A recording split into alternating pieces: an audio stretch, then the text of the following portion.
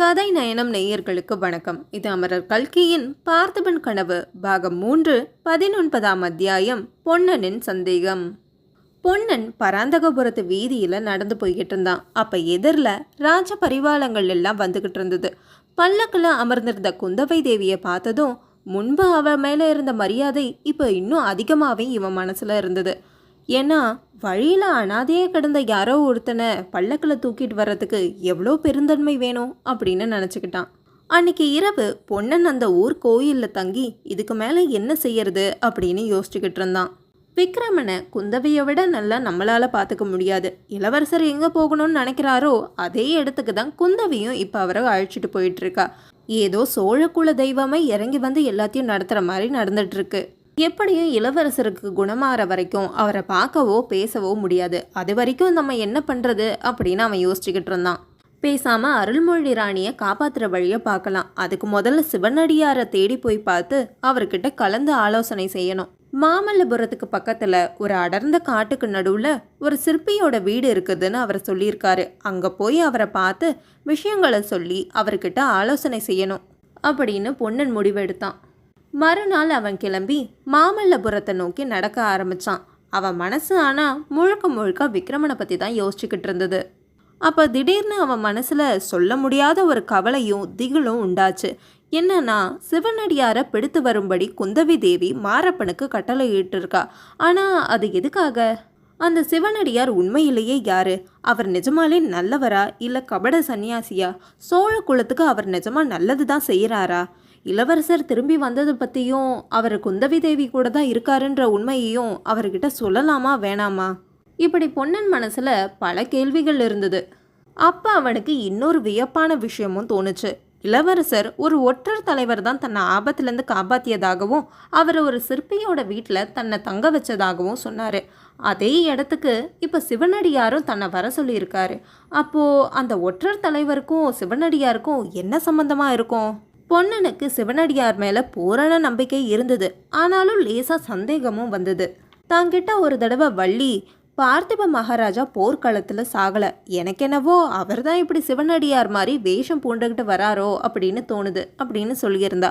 ஒருவேளை வள்ளி சொன்னது உண்மையாக இருக்குமோ அப்படின்னு தோணுச்சு அவனுக்கு. அதுக்கு ஆதாரமாக சொல்கிற மாதிரி இன்னொரு விஷயமும் அவனுக்கு ஞாபகத்துக்கு வந்தது. ஒரு தடவை தோணித்துறைக்கு பக்கத்தில் இருக்க ஐயனார் கோயிலுக்கு அவன் போயிருந்தான். அப்போ அந்த இடத்துல ஒரு உடஞ்ச மண்குதிரைக்கு பக்கத்தில் காவி துணி, ருத்ராட்ச மாலை, புலித்தோல், ஜடாமுடி இப்படின்னு சிவனடியார் பயன்படுத்துகிற எல்லா பொருட்களும் இருந்தது. அவனுக்கு இதெல்லாம் சிவனடியார் பயன்படுத்துகிற வேஷ பொருட்கள் அப்படின்னு நிச்சயமாச்சு. நிஜமாலே இந்த வேஷதாரி யாரு? குந்தவி தேவி எதற்காக இந்த வேஷதாரியை பிடிக்கிறதுக்கு கட்டளை இட்டாங்க? இதெல்லாம் பொன்னனுக்கு ஒன்றுமே விளங்கலை. பொன்னன் மாமல்லபுரத்துக்கு ஒரு குறுக்கு பாதை வழியாக போய்கிட்டு இருந்தான். அப்படி அவன் போய்கிட்டு இருக்கும்பொழுது எதிர ஒரு குதிரை காட்டு பாதையாக திரும்புறத அவன் கவனிச்சான்.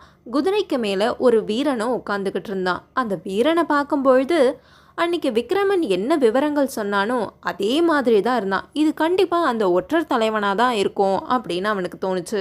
பொன்னன் தன்கிட்ட சிவனடியார் சொன்ன வழியாகவே போய் அந்த சிற்பியோட வீடை கண்டுபிடிச்சிட்டான்.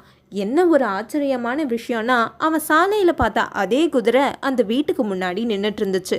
அதே சமயத்தில் அந்த வீட்டுக்குள்ளே இருந்து சிவனடியார் வெளியே வந்தார். புன் சிரிப்போடு இவனை வரவேற்றாரு. ஆனால் பொன்னனுக்கோ ஒரே வியப்பாக இருந்தது. அத்தியாயம் 20. பொன்னனும் சிவனடியாரும். சிவனடியாரை பார்த்ததும் பொன்னன் அடைஞ்ச வியப்புக்கு அளவே இல்லை. அந்த குதிரை மேலே வந்த நபரும் சிவனடியாரோ ஒன்று தானா இல்லை வேற வேற ஆட்களா அப்படின்னு ரொம்பவே குழம்பினான். பொன்னா, எவ்வளவு சரியான சமயத்தில் வந்திருக்க தெரியுமா? இப்போ தான் உன்னை பற்றி நினச்சிக்கிட்டே இருந்தேன். உறையூருக்கு புறப்பட்டுக்கிட்டு இருந்தேன். இன்னும் கொஞ்ச நேரம் கழித்து வந்திருந்தா கூட என்னை நீ பார்த்துருக்கவே முடியாது. சீக்கிரமா இங்கே வந்து உட்காரு அப்படின்னு ரொம்பவே பரபரப்பாக பேசினார் சிவனடியார். பொன்னா, சீக்கிரமா என்ன விஷயம்னு சொல்லு. ஒரு முக்கியமான காரியம் இருக்கு, அதை நான் அப்புறமா சொல்கிறேன். மகாராணியை பற்றி ஏதாவது தகவல் வந்ததா அப்படின்னு அவர் கேட்டார். பொன்னன் தான் மகாராணியை கொல்லிமலையில் பார்த்த விவரங்களை பற்றி அவர்கிட்ட சொன்னான்.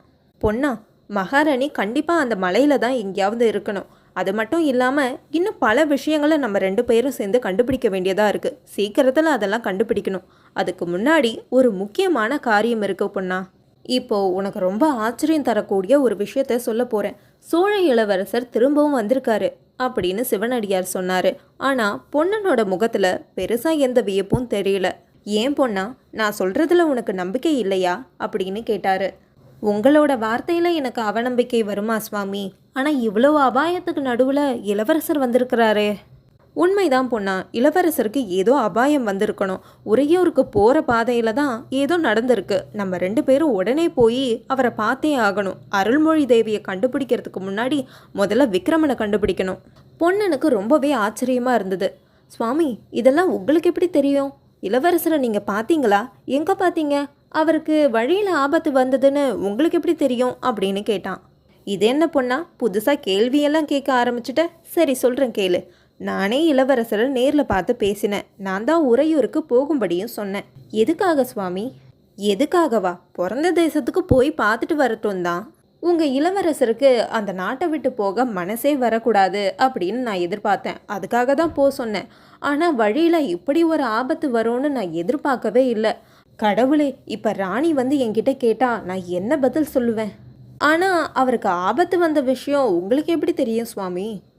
இதோ இந்த குதிரை இருக்கே, இந்த குதிரையில் நான் தான் விக்ரமனை ஏற்றி உறையூருக்கு அமுச்சு வச்சேன். ஆனால் 2 நாள் கழித்து இந்த குதிரை மட்டும் தனியாக இந்த இடத்துக்கு திரும்பி வந்திருக்கு. அப்போ தான் நான் புரிஞ்சுக்கிட்டேன், விக்ரமனுக்கு ஏதோ ஒரு அபாயம் வந்திருக்கு. அதனால தான் இந்த குதிரை மட்டும் தனியாக வந்திருக்கு அப்படின்னு. பொண்ணா, நம்ம 2 பேரும் உடனே போய் என்னன்னு கண்டுபிடிக்கணும். உனக்கு குதிரை ஏற தெரியும்ல? தெரியும் சுவாமி. ஆனால் அதுக்கு முன்னாடி நான் உங்ககிட்ட சில கேள்விகளை கேட்கணும். என்ன? நீங்கள் உண்மையாகவே யாருன்னு சொல்லணும். கொஞ்ச நேரத்துக்கு முன்னாடி சாலையில் நீங்கள் குதிரை மேலே வர்றதை நான் பார்த்தேன். ஆனால் இங்கே வந்து பார்த்தா நீங்கள் சிவனடியார் வேஷத்தில் இருக்கீங்க. ஆனால் இந்த 2 உருவமே உங்கள் உண்மையான உருவம் இல்லைன்னு எனக்கு ரொம்ப நாளாகவே சந்தேகமாக இருக்குது சுவாமி. அதனால் உண்மையாகவே நீங்கள் யார்?